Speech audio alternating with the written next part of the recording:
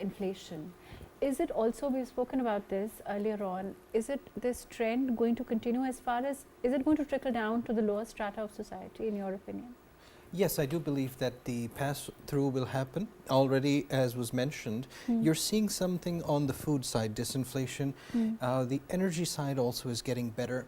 As long as there is no big hiccup, and that hiccup probably wouldn't be domestic, it would probably of an international nature. You see these tensions in the Middle East, and everybody's waiting with bated breath. The regime has changed in Washington. It has a different agenda on Ukraine and Russia and on Palestine, Israel. So until we know how things are going to pan out, there's always this risk that the global supply chains might go topsy-turvy and we would bear that brunt. But if you look at the domestic equation alone, I think that we have already suffered considerably in this decade. You know, 5 years out of the 2020s have passed. There was COVID, there was post-COVID. I mean, it is a lot of turmoil for any society to go through. And you have to give the people credit for withstanding this decade so far with such resilience. I mean, stoically, it isn't easy for any of us. As salaried class, we suffer. The classes that are less fortunate suffer even more. But still, we've done a good job, and I think things are going to look better going forward. Fair enough. Let me go to Dr. Manzoor. Dr. Manzoor, what about, you know, having, as far as tax is concerned, and you know the concern for tax to GDP ratio, which is something that has come up again and again as far as Pakistan is concerned. The measures that have been taken recently, how do you look at them, and do you think that they're sustainable, and do you think that they're going to be garnering the kind of results that we want from them? Well, yes, you know, and lots of other macroeconomic indicators are on the positive side. Okay. On the tax side, there's indeed a shortfall of about 190 billion or something. So that's concerning. But as already said, Hakan and Dr. Chohan, it's several factors. I mean, first, I mean, tax target was raised by 40%. You see, the inflation is down. Normally, if the inflation is up, the tax also goes up. And also, a lot of our tax comes from imports, because we indirect taxes a lot. And that's been quite under control. Our imports have really not been growing because the government purposely kept them because, you know, we had shortage of foreign exchange, etc. So that's another reason. And also, you know, we collect taxes on, say, petroleum and other things, and the prices, and it depends on the price. So if the price is lower, so lower taxes. So there is a problem. But what the government has been doing is to digitize the economy, and they put a lot of emphasis on that. And I think that's going to give results maybe another another 6 months or so. And this time, Dr. Usman, we talk about 6 months or so. In terms of a trickle-down effect, do you think it's going to be longer than that? Because, you know, we talk about inflation going down, but the reason I bring it up again is that it, you know, it has to translate to every strata of society. And I mean, how are we doing on that front, in your opinion? It's a very important point to re-emphasize that inflation, as we understand it, is not the good news that people might emotively feel. That is because inflation is the rate of change between what was before and what is now. So that rate is slowing, but that rate is still positive. So people may expect to some degree disinflation, which is unlikely on most fronts because you're not necessarily going to see things get cheaper. It is simply that the rate is slowing down. Keep in mind the way that the rupee has been. I mean, I was hearing a story, my grandfather said that the salary that you would pay to a domestic helper was 2 rupees in 1960, and now it's 30,000. So how do you go from a number like 2 to 30,000? Just project that out to what it would be. There is a natural trajectory in emerging markets towards inflation that is very atrocious, and so, you know, you have to keep that in mind, that what we want in emerging markets generally is an inflation rate, ideally of between 7 and 12%. That would be all right. Right now, we're in that space. So if we continue to have this going forward, you will naturally see that as long as our economic growth matches that, we're more than happy. As far as, Dr. Manzoor, as far as long-term goals are concerned, when we look at our industry, we look at, you know, of course, Dr. Hakan also said that there's only one program that we managed to complete. This program seems to be, you know, I think the closest we've ever been to, you know, getting to that goal.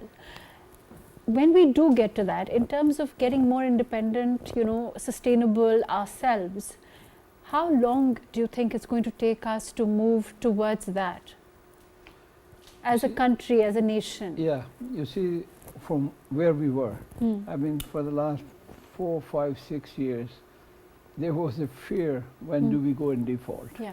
Because there was always a fear that do we have enough to pay for our imports? In fact, if you look at, you know, just a year or 2 years ago, the containers had come into the port of Karachi, but they didn't have enough, you know, the foreign exchange to pay for them and clear them. Yeah. So from there, we have moved a long way forward. And even last year, I mean, we were actually negative growth. So this year, at least it's 2.5. Next year, they expect something like 3%.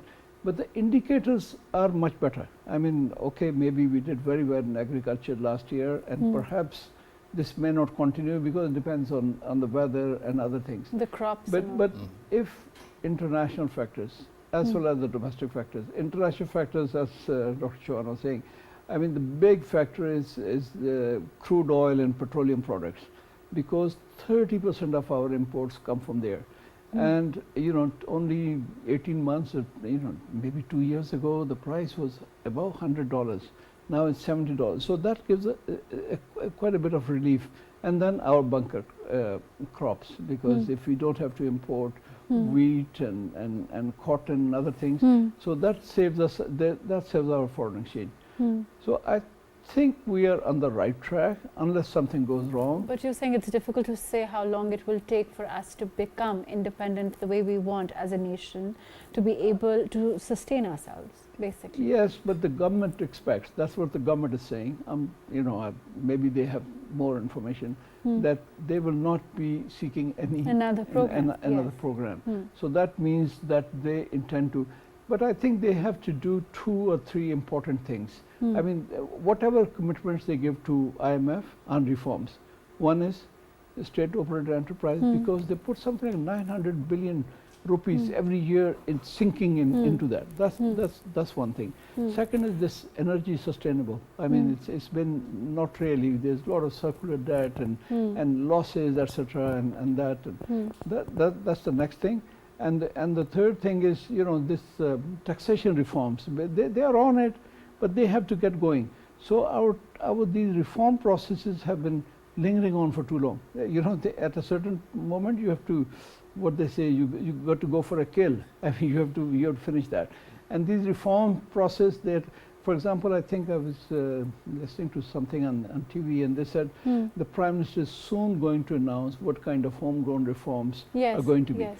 So hopefully he takes that decision, because this decision was also taking lot of time, because they had because it's plans. a difficult decision, really. Yeah, but you know, there's no choice. They have to do these reforms. Right. Dr. Usman, do you agree with what Dr. Manzoor is saying? And do you agree that in terms of reforms, what is your view? Where are we? State-owned enterprises we've been talking about for a long time. The government has taken, you know, concrete step towards that. But there are hitches, and we've seen that happen. It's not very easy, right? Oh yes, well said. I fully agree with Dr. Manzoor. And I think that we've kicked the can down the road for too long. We've kicked it down the road for 77 years. And now the climate is positive, favorable macroeconomically, but the relationship with the IMF is peculiar, and I think it's a good thing. I think it's a good thing, because imagine a student who's performing very poorly in school and they're in detention, and the school teacher now is looking over their shoulder at every answer that the kid is doing. That's sort of the relationship, because they came unannounced and they came within 6 weeks of signing the deal. It's almost like the school teacher is looking over your shoulder to make sure you answer everything right. And what we're signaling, and I think our finance minister is doing a very good job at this, he's looking back at the teacher and saying, chill out, because we are working very hard. And this is the right signal to send. The IMF has expressed their satisfaction on certain key things. For example, the National Fiscal Pact. I think this is very important. You know, the smaller provinces demographically, they were very eager to lend assistance. It was actually our largest province that was slower, but the pact is done. These kinds of things have a structural meaning, which is very positive. And I think this reassurance by our finance minister is exactly how you should proceed. It's not just for our domestic audiences to tell them that things are getting better, but also looking back back at the school teacher and saying, we're not the bad student here, and you're not a great teacher either. That kind of relationship is, I think, very, very good. So a credit to our finance minister for that. Dr. Manzoor, when we move forward in terms of prices, in terms of how things are going to be, in terms of the economy, the way it's structured, do you think, I mean, which sectors, in your opinion, are particularly important and are going to be the focus here? Because we saw construction, and then the fact that it came under a lot of glare also. What do you see in the future? Well, personally, I would prioritize services, especially information technology, because you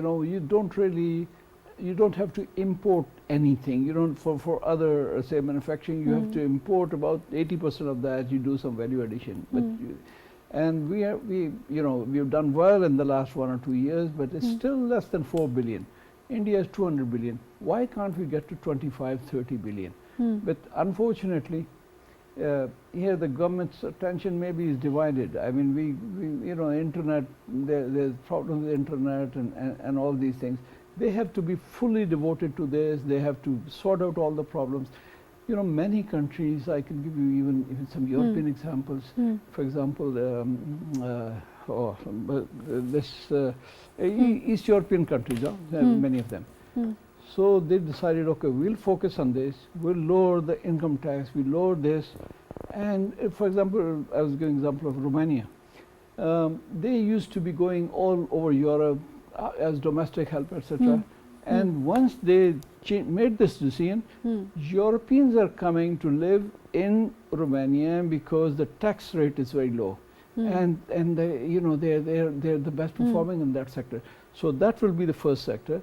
But I would also stress on manufacturing, because we have not been doing well. I mean, this is one area where our large-scale manufacturing, for example, was still a negative. I mean, do you agree that agriculture is something that we can't really bank on because of the climate and because of a host of other issues? No, everything has to go together, I must say, because agriculture provides livelihood for about 40% of people. Yes, that is But true. what we have to do in agriculture is, first, the government has to get out. I mean, this government's procurement, etc. That's a lot of wastage, etc. The corruption. So government has to get out. Let people decide what they want to grow, what they want to export. They should not be holding up if they want sugar to be exported or imported. That should be open. So these things they have to liberalize in agriculture. But and also they have to provide them the basic things like fertilizer and other needed things. But all these three sectors are important, I must say. It's services, because 60% of our GDP was not giving us that much in terms of export. Manufacturing, because it's very heavily taxed. So manufacturing has not been doing very well. And and agriculture last year they did very well, 6% growth, everything doubled, export doubled from 4 billion, 3 billion to 8 billion, etc. So I hope we can keep some momentum there, but these other two areas have to pick up. Dr. Usman, we talked about energy a little bit. What are the major challenges, in your opinion, with the energy sector not giving us what we want? Yes. The major challenge, if you want to distill it to one thing, is that it is fundamentally difficult to have a long-term vision on what energy needs of a country like us will be. And because of that, we actually haven't had a coherent and cohesive framework for energy. You'll hear rhetoric, you'll see papers shuffled around, but it is fundamentally impossible to do, because just imagine what the energy mix of countries was all around the world 30 years ago and what it is today. For example, solarization has changed so much. The reliance on hydrocarbons is going down. So much is changing in it. Our population continues to grow. Overpopulation is actually a huge problem, and that's something that, of course, we saw has been mentioned. Absolutely. So the demands are also increasing. The seasonality, how many people have an air conditioner today versus 30 years years ago. And what part is going to manufacturing? Actually, not that much if you take out the cyclicality of summer air conditioning for houses. So it's hard to do that. And right now, the difficulty is that we are locked into contracts. It's easy to bully people who are local in terms of contracts, but are you going to bully Chinese firms in the same way? Probably not. The fact is that these contracts were done with a different state of mind, different projections of economic growth that were not realized, different energy mixes, how you would transport the raw material, which parts of the country, how you would produce it, how far is it from the cities. The basic plan is not coherent and cohesive, and I don't blame anybody in particular, because I understand that modernity has come so swiftly to a society that was basically in stasis for 4,000 years, and now you want them to go to solar panels in a Stone Age mindset. It's very difficult, not just for us. Even developed countries are tackling, for example, Australia. Solarization is putting their grid under unusual stress. So the transformations of modernity, the consequences, and then post-modernity is so traumatic that nobody can really deal with it. That's it. Dr. Manzoor, there's something else the Prime Minister specifically spoke about, collaboration between the provinces and the centre. We also talk about, of course, there being, the policy that has to be carried through by the provinces under the leadership of the Federation. That cohesiveness also with regard to KP, also with different political parties, leading in different provinces. Also there being the stability that is needed. All of those things are also equally important for economic growth. Yeah. So the government is dealing with that as a challenge also. Do you agree with there also? Yeah, it is a big challenge. Previously, IMF, most of these discussions and everything was federal government. This time they involved the provincial governments because they want provincial government to collect more taxes and also they're pushing the federal government to allow to devolve those areas which had been agreed but which were lingering on federation as well as the provinces. But fortunately, this the provinces, the IMF asked what they call national pact or something, fiscal pact. Fiscal pact, yes. and all the provinces agreed. They already signed it without much fuss. I think Sindh had some reservations, but they also came around. So all the provinces are into it, and the provinces have agreed to push up their agriculture income tax. So provinces are I think, far more positive than that was the case previously. Okay, so you think that's a green light and it's something positive to see Yes, as in far fact, as I would go a step further. The government should go even for further devolution, because otherwise running these things from the capital or from the provincial capital, they should go for devolution. And that will save them a lot of resources, because the local districts at the SC level, they know what their needs are. It's not for Islamabad to determine through this PSDP, which is mostly, influentials gutted, and most of the country is left behind. So they should go even further. But as it is, we've seen, the province is empowered to quite an extent, Dr. Usman, if you agree with what I'm saying. I also want to talk about the private sector and the goals for the private sector, which is something again that was emphasized both by the COS, so by the finance minister, particularly when he spoke. This private sector, the role of the private sector, first of all, how do you think they're doing, candidly speaking? Well, candidly speaking, first of all, I want to express admiration for the finance minister's point of view on this, because he's just put it point blank that, it's not the business of government to do business. And he comes from a private sector bent, so he's very acutely aware of the sensitivities. He's had to face a lot of blowback. He is engaged with the private sector groups, and they have given him a tough time, and he's compassionate about this. So certainly they're listening to this. And the government overall also realizes that this burden is just unsustainable. The problem has always been that vested interests have steered policy in a way that hasn't allowed merit and private enterprise to rise up.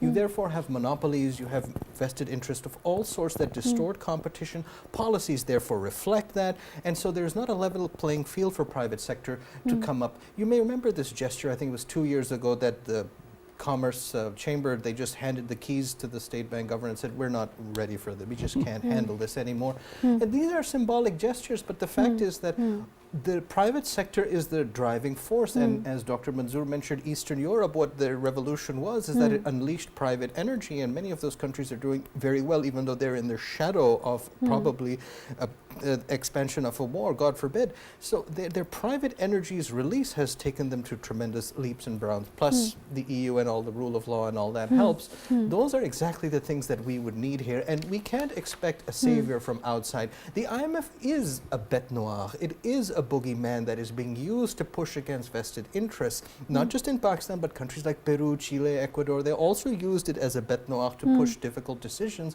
But ultimately, it is the realization that our ordinary people's energies and sense of enterprise is very powerful. And the accounts of that go back to, if you want to read into this stuff, the 1960s, West Pakistan, Karachi, these people came into the city, started businesses. Their diaries are very inspiring how dynamic things used to be. But in terms of the things like tax collection, fiscal reform, which is something that again has been emphasized, there is the stress is, that we need to mobilize revenue, we need to ensure that, we need to work on tax collection. Yes. As far as, like you said, we've increased by 40% in, for the salaried class, and correct me if I'm wrong. So in that sense, don't you think that it's too much to expect on our front? Absolutely. So insofar as the salaried class goes, I think that it is very distortionary. I think that the impact has been too heavy, and people like us, we bear the brunt of this. We're not going to, you can't tax your way to prosperity fundamentally. What you have to do is look at the balance. A good economy is all about balance, and we have to look at our expenditures as much as taxes. But because we negotiated this agreement with the IMF in a period of distress, I mean, think what the world economy was like in January. So we said fine to that, and then measures were taken. But again, it's the sacred cows that have to be broken. These false idols have to be. Agriculture is one of them, but there's plenty other sectors that have to be. And what we're looking for, even within revenue collection, is balance. Central versus provincial, private versus public, all sorts of balance. And our economy, because it's been fundamentally unbalanced for 77 years, restoring that balance by the force of the sword, as we say in Urdu, Bazor-e-Shamshir, is going to be painful, but it has to be done. As far as, Dr. Manzoor, as far as coming and dealing with issues that are, issues like, reform, which are a big problem for any government to take. And, it takes a very bold government to go as far as this one has. As far as dealing with these issues are concerned, do you think it's going to have an, like I said, is this going to take a long time to impact us? Or do you think that these decisions, when they happen, are going to have immediate impact for us, for the economy, for the people? You see, it's both. It depends on how deep the reforms are. For example, we look at next door India. They started, and then they have to continue.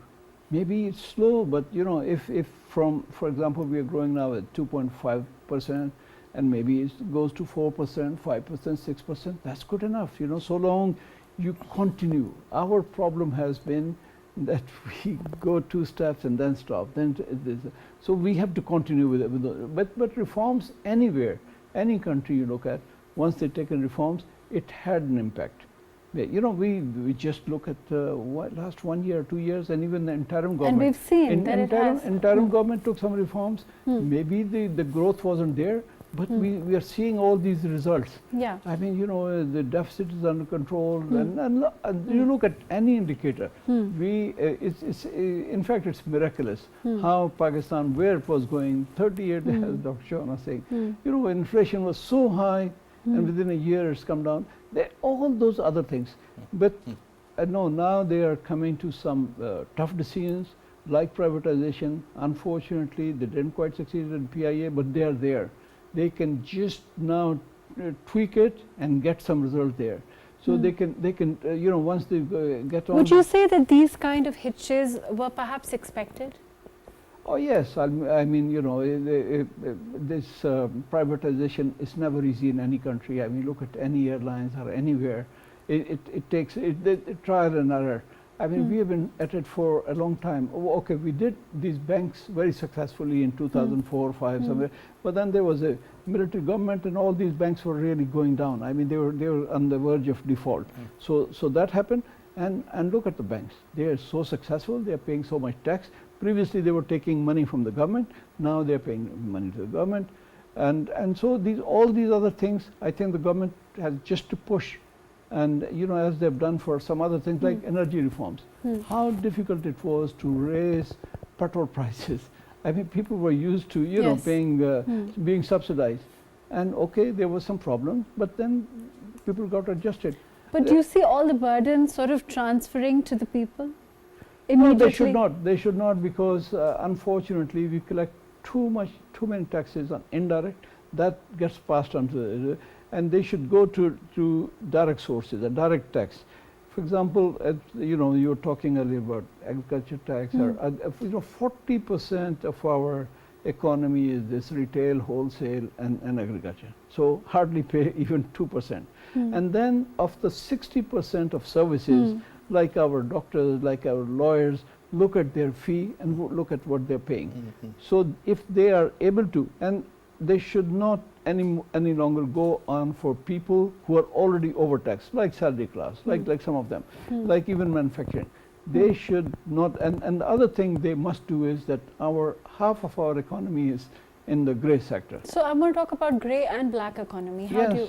Yes, if they bring the grey black economy in the white sector, so they don't need to raise anything. Your tax etc. will automatically double. But we haven't been able to do that. We haven't been able to take them into tax. Yes, the reason is because our taxation policies are so wrong, because people are forced into. I mean, we have one of the highest tariff rates on imports. So people rather go for smuggled goods because it's not economical to import.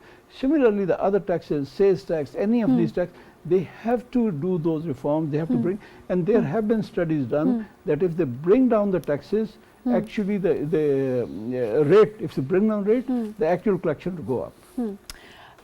Dr. Usman, in terms of the difficult decisions immediately, what are some of the difficult decisions that you foresee coming in the next couple of months, for example? To be honest, I think that the brunt has already been borne. The hardest things were already done. And I'm looking particularly in line with the framework that has been agreed with the IMF. You have already seen action on the key things. For example, getting everybody on board in terms of a national fiscal pact is done. Talking to the independent power producers, those conversations, however acrimonious or unpleasant they may be, are being taken. Similarly, on things like reducing inflation, the appropriate measures are being taken.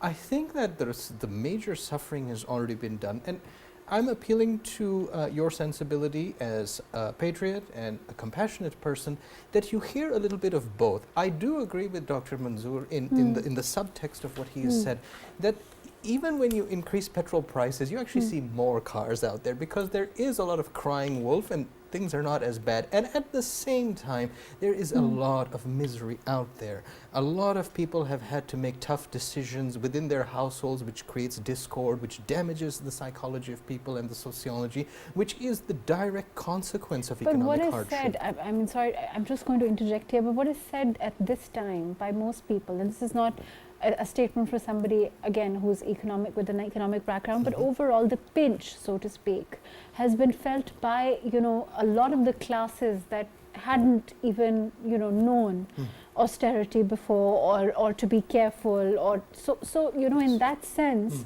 don't you agree that the issue has, it's been felt all over generally, maybe not as much, but it has, transcended classes even. It has transcended the class barrier, but the resistance is not proportionate across classes, because political power is not proportionate across classes. So many vested interests have found buffers and have expressed reticence, and it's only by force that they're partially being dragged in, and that's why the IMF showed up. That are you really following up on all these other line items? There's 40 things on there.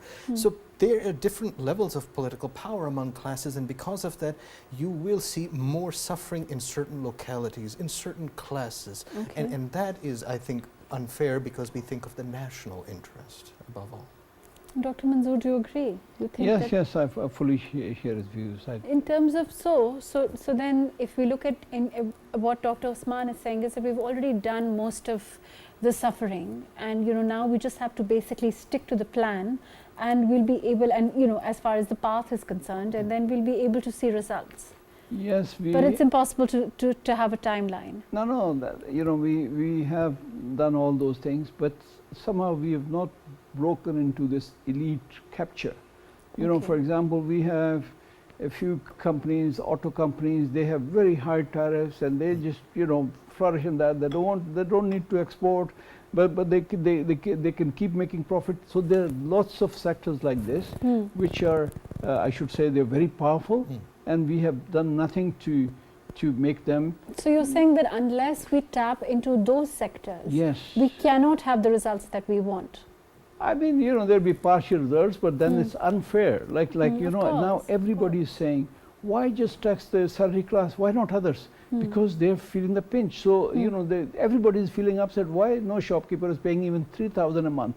They make a lot of money. So, if there is this resentment that, you have a few sectors, all the pampering, all the money goes into them, and rest of the country, for example, in Pakistan, if you want to make an engineering goods or if you want to make a software, you have to pay duties on even computers and your phone and everything. Yes. But if you want to make, cotton into yarn, your machinery is free, everything, because they have a very powerful lobby. So we have to deal with these powerful lobbies. So government has to get out of the way and provide level playing field. Right, fair enough.